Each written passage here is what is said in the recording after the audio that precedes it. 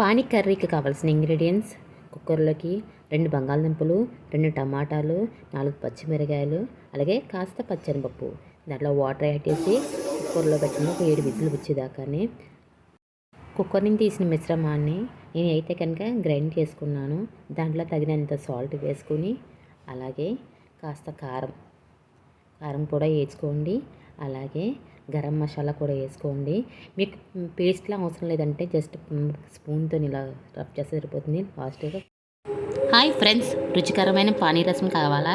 తయారీ విధానం: మిక్సీ జార్లోకి 4 అల్లం ముక్కలు, 4 వెల్లుల్లి, అలాగే కొన్ని పచ్చిమిరకాయలు, 4 పచ్చిమిరకాయలు, పుదీనా, అలాగే మనం తీసుకున్న కొత్తిమీర కూడా వేసుకోండి.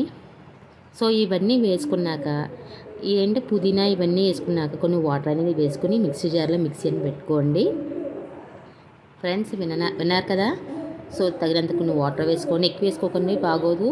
మిక్సీ జార్లో మిక్సీ పెట్టాక మిశ్రమాన్ని ఒక బౌల్లో తీసుకోండి. టోటల్ మిశ్రమం బౌల్లో తీసుకున్నాక మనం ముందర తీసి పెట్టుకున్న చింతపండు రసం ఉంది కదూ, ఆ చింతపండు రసాన్ని దాంట్లో యాడ్ చేసుకోండి. నానబెట్టుకుని చింతపండు రసాన్ని యాడ్ చేసుకున్నాం. తగినంత, అంటే మీకు స్వీట్ ఎక్కువ తింటే 2 స్పూన్స్ చక్కెర లేదా 1 స్పూన్ చక్కెర వేసుకోండి.